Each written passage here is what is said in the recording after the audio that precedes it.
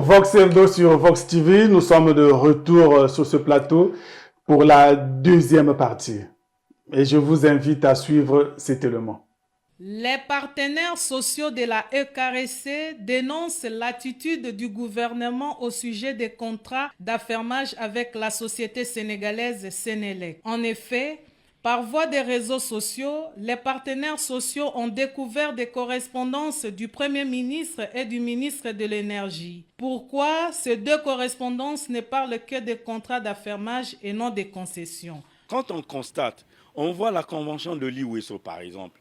L'IWESO a une convention où on donne tout le secteur, c'est-à-dire la production, le transport, la commercialisation, la distribution à un seul concessionnaire. Et dans les autres concessions, c'est limité uniquement à la production. On dit, mais qu'est-ce qui se passe? Il y a une convention où on donne un barrage et puis tout ce qui suit à un seul individu. Et puis il y a d'autres conventions où on se limite seulement à la production. Et c'est là où on a commencé avec les débats. Mais curieusement, au moment où on est en train de contester tout ça, voilà qu'on nous amène un contrat d'affermage. Mais le contrat d'affermage, nous ne sommes pas encore là-dedans, parce que nous, on ne sait pas de quoi il s'agit réellement, qu'est-ce qui a été fait là comme débat. Donc pour nous, le contrat d'affermage, pour nous, n'existe pas en ce moment. Mais le contrat est déjà annulé. Il ne reste maintenant que les contrats de concession. Quand nous avions commencé avec ça, ce n'était pas l'affermage. Mais pourquoi ils s'en tiennent seulement à l'affermage? Parce que quand nous avions commencé avec cette histoire-là, c'était les concessions. On ne parlait pas de l'affermage. Donc nous y restons encore sur les concessions parce que le débat n'est pas terminé. S'agissant de la société sénégalaise avec laquelle le gouvernement a signé le contrat, Oko Engambe n'a pas eu d'autre mot si ce n'est pas la tricherie. Le 12 février, le ministre de l'Énergie et de l'Hydraulique, quand il a signé le contrat pour l'affermage, on nous parlait de la Sénélec, la société d'électricité du Sénégal. Maintenant, entre-temps, je vous dis la vérité, la société n'était pas encore née, car au fait, la société est créée le 22 février. En tout cas, nous on était surpris comment on va signer un contrat avec une société qui n'est pas encore née.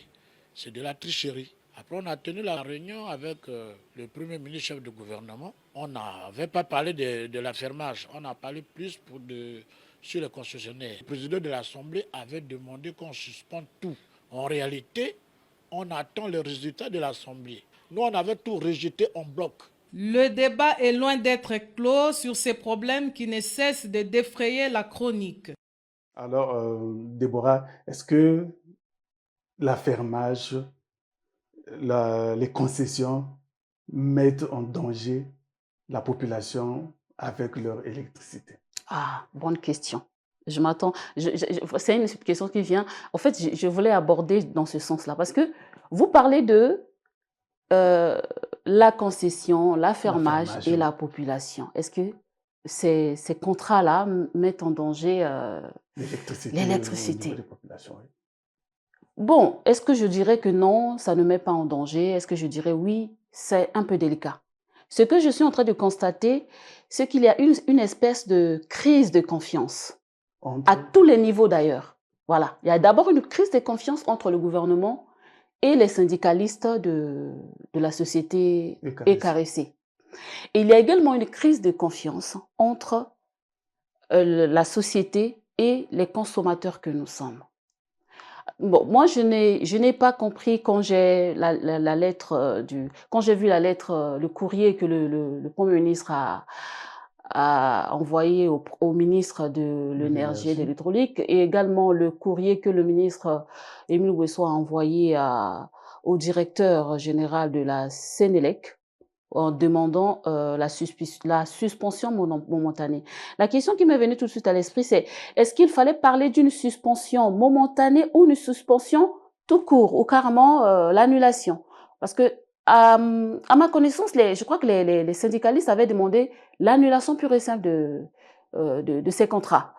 Aujourd'hui, que ce soit que l'on puisse privatiser, que l'on donne des actifs à une autre société, tout ce que la population veut, c'est d'avoir l'électricité. Mais j'ai aussi le sentiment que dans ce débat-là, qui oppose le gouvernement et les syndicalistes de cette société, le client, disons, les consommateurs n'ont pas leur place. n'ont pas leur place. Moi, j'aurais bien souhaité que dès la première rencontre, le premier débat qu'ils ont eu, la première rencontre avec le Premier ministre notamment, qui a conduit à la suspension de ce contrat d'affermage, j'aurais souhaité que les consommateurs soient associés. Parce que ceux qui sont au bas de l'échelle, qui donnent la force à la société, j'ai du mal à prononcer ces mots. Moi, je suis habituée à la SNE. Voilà. Donc, on peut dire l'ex-SNE. Voilà, l'ex-SNE. Je disais que ce sont les consommateurs qui donnent la force, qui ravitaillent, on peut dire, parce qu'en payant nos factures, nous donnons la force à cette société. Et nous donnons également la force au gouvernement, parce que le gouvernement tire des dividendes de cette société-là. Alors, maintenant qu'il y a ce problème, là, nous suivons dans le reportage, on parle du contrat, des courriers qui ont circulé sur les réseaux sociaux. Les syndicalistes ne comprennent pas que l'on parle seulement d'affermage et non des concessions des barrages. Ce qu'il y a à faire maintenant, là, c'est d'aller à cette table de négociation, cette table de dialogue, parce que le Premier ministre a déjà signé un décret qui met en place la commission. Donc aujourd'hui, il n'est plus question de bavarder, de parler sur les réseaux sociaux ou bien sur les médias. Le problème aujourd'hui, c'est qu'ils doivent aller tous ensemble à cette table de discussion pour aboutir à quelque chose de bien, qui soit également bénéfique et au gouvernement qui a financé ces barrages et qui est également qui a construit aussi ces barrages, qui a construit ces barrages et qui est disons le propriétaire de ces barrages, et les syndicalistes qui sont agents des sociétés qui travaillent dans ce secteur, et nous les consommateurs, que chacun trouve sa part, que chacun sort bénéficiaire de cette situation. Donc, je pense que le dialogue doit être la solution ultime. Et nous attendons beaucoup de cette commission-là.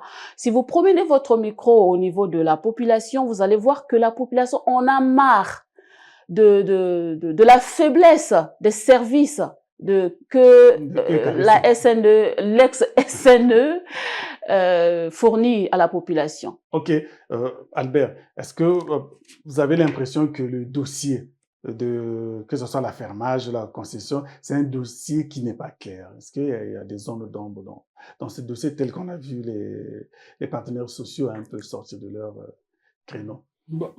Déjà, il faut dire que dans tout accord, il y a toujours une part de choses qui ne se met pas sur la place publique. Donc, on peut partir du principe que, oui, tout n'est pas clair. Mais là, pour une fois, je dis bien pour une fois, les syndicalistes viennent de nous aider à débûcher quand même ce genre de choses qui se cachent derrière des virgules, derrière des points.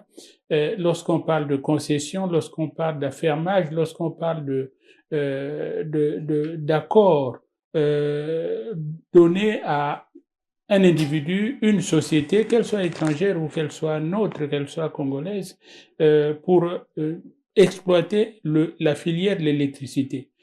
Mais comme l'a dit Déborah tout à l'heure, tout ce que nous cherchons, nous, Congolais, en tant que consommateurs souverains, puisque nous payons nos factures, tout ce que nous voulons, c'est j'arrive dans ma maison, j'appuie sur l'interrupteur, j'ai du courant, j'appuie sur l'interrupteur, j'arrête le courant, à ma volonté, à moi, et non pas qu'on me dicte de me lever 2-3 fois dans la nuit ou dans la journée pour aller tripatouiller au compteur là-bas. Oui, c'est un problème de phase, c'est un problème de ceci. Non. L'électricité, elle est là, c'est un bien garanti, un bien qui doit être garanti aux citoyens que nous sommes. Donc, faisons confiance au Premier ministre, au comité. Est-ce que le gouvernement n'est-il pas dans cette logique-là de permettre à la population d'avoir l'électricité d'une manière pérenne? Moi, j'aimerais bien le croire, mais ça fait tellement de fois que nous entendons, j'étais pas présent sur place, mais lorsque j'ai lu quand même par moment tout ce qui s'écrivait sur le barrage de l'IOSO, et où l'on disait finalement qu'avec ce barrage-ci, plus Mukukulu, voilà, nous n'avons plus même pas à recourir à la SNEL, donc nos cousins en face, que nous étions garantis d'avoir de l'électricité en permanence. Or, si l'électricité nous arrive aujourd'hui, elle nous arrive dans des forces tellement dangereuses que beaucoup de nos appareils sont devenus aujourd'hui abonnés à la courte vie parce que cette variation d'intensité, ça vient fort, ça part faible, ça fait ceci, n'est pas, ça, c'est pas non plus la garantie que le gouvernement nous avait donnée de fournir l'électricité pour l'électricité, oui, qualité. mais une électricité de bonne qualité. Et ça nous renvoie, c'est pas le sujet, mais ça nous renvoie à la même question pour l'eau. Oui. Ok. Ah oui. Oui, voilà. Pour le moment, nous sommes avec l'électricité. C'est le même tableau en réalité. Jean-Claude, le dossier affermage compte. C'est comme si c'est un dossier qui n'est pas clair. Et dans tout cela, le consommateur, c'est lui qui paye finalement l'eau. Ce n'est pas une histoire de clarté. C'est une cacophonie congolaise de plus. Pourquoi est-ce que je le dis de la sorte?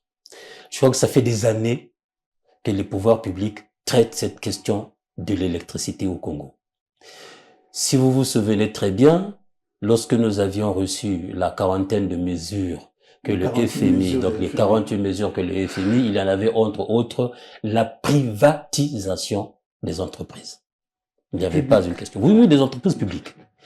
Et l'État a fait ce premier niveau en amenant la SNE à être, qui était une entreprise publique, industrielle et commerciale, à se transformer en une société anonyme. Donc si ça s'est transformé en une société anonyme qui est devenue ECAREC, ça signifie que l'État a 100% des parts dans cette entreprise et que l'État peut vendre son entreprise comme elle l'entend à des partenaires ou à différentes entreprises qui seront susceptibles de venir l'aider à gérer cette entreprise. N'oubliez pas une chose, nous avions eu ici comme partenaire pour redresser la SNE Électricité de France, qui avait envoyé ses techniciens ici. Et la conclusion au départ de ces techniciens, c'était de dire qu'il ne manque pas l'électricité au Congo, il manque les hommes. Donc on peut continuer dans ce sens-là. Quand un État arrive à vouloir blouser les acteurs sociaux qui sont dans ce secteur, parce que tout simplement cet État veut faire un passage en force. Et là, justement, ça pose un problème de transparence. C'est à partir de ce moment-là que ça nous amène des problèmes. Mais pour ce qui concerne les difficultés de la SNE, les deux parties peuvent régler cette question-là, on peut le dire aussi simplement si les gens avaient cette capacité de s'asseoir ou alors cette volonté de s'asseoir. La SNE, aujourd'hui, après une étude qui avait été réalisée par la compagnie ivoirienne d'électricité, le disait très bien qu'en l'état actuel de son fonctionnement, cette entreprise faisait perdre à l'État congolais, donc l'État actionnaire, 50 milliards par an. Et que l'on ne pouvait pas continuer à travailler de cette manière-là et en l'état. Maintenant, que l'État puisse prendre des mesures pour faire de telle sorte que il y avait les Tunisiens, il y avait la compagnie ivoirienne d'électricité, il y a eu EDF, et aujourd'hui on va choisir la Sénélec, libre à l'État qui est actionnaire majoritaire, justement de prendre le partenaire qu'il faut. Mais pourquoi est-ce que l'État va prendre ce partenaire en catimini? Voilà justement ce que nous avions comme problème. Voilà pourquoi je dis que c'est une cacophonie supplémentaire qu'il y a au Congo. Et l'on se retrouve à dire que c'est facile, que l'État congolais a le droit, ce qui est tout à fait normal, mais l'État congolais a des devoirs. La SNE, c'est pratiquement 40 milliards que l'État doit, rien que pour l'éclairage public. Si cette entreprise avait cet argent dans ses caisses, je crois que nous n'arriverons peut-être pas à de telles situations.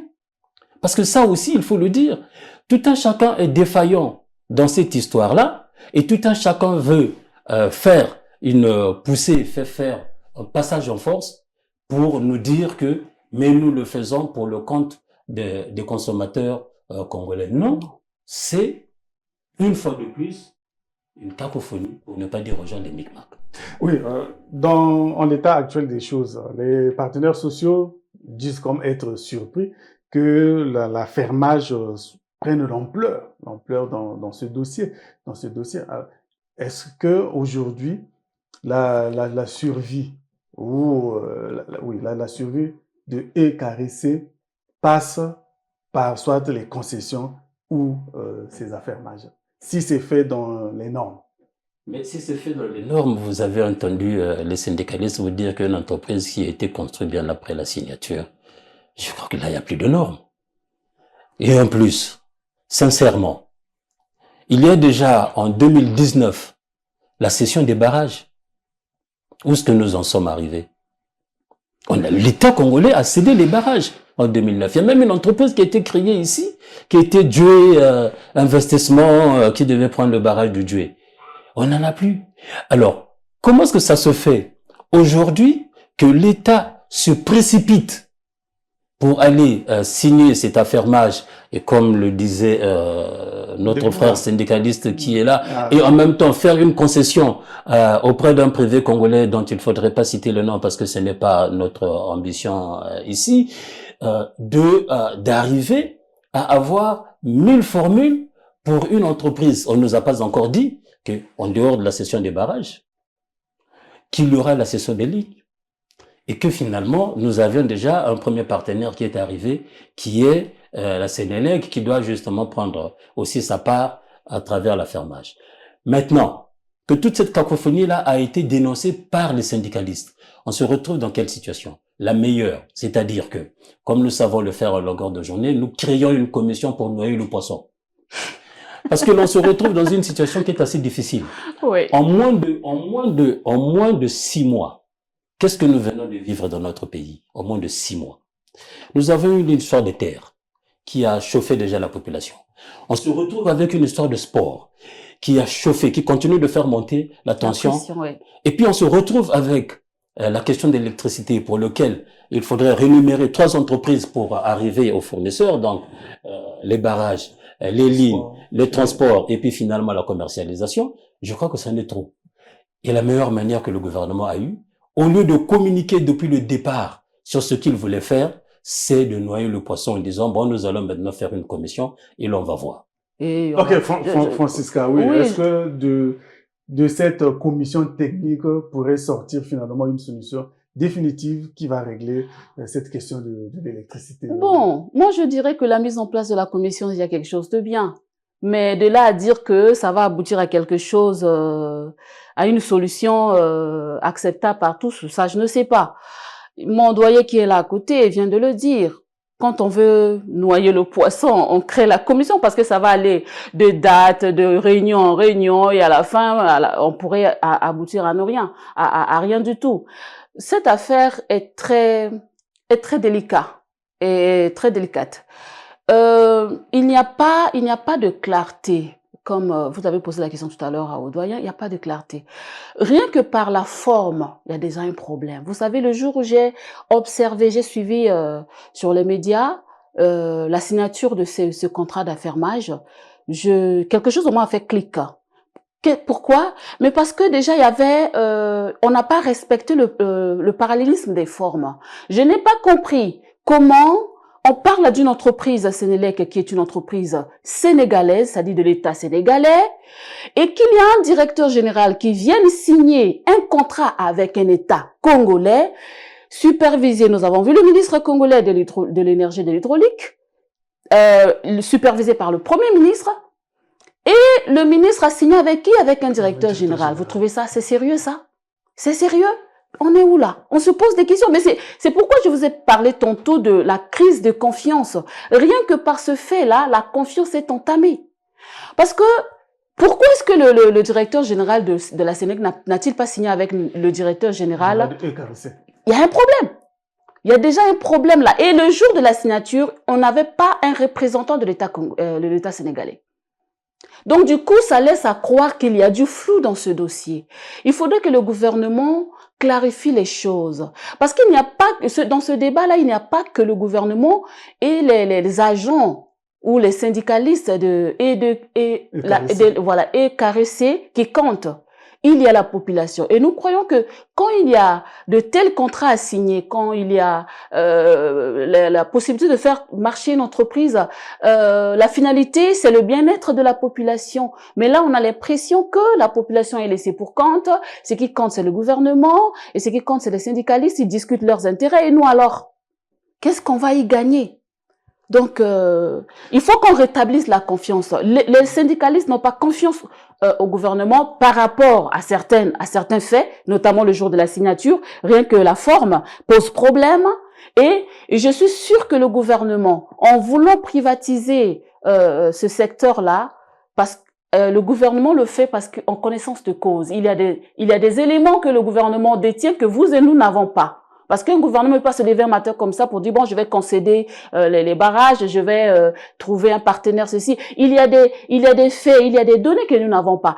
Et ça crée cette crise de confiance. Et les syndicalistes, les agents de EKRC également ont des faits que nous n'avons pas. Je prendrai pour simple exemple la publication des factures impayées de certaines autorités. Rien que ça brise la confiance.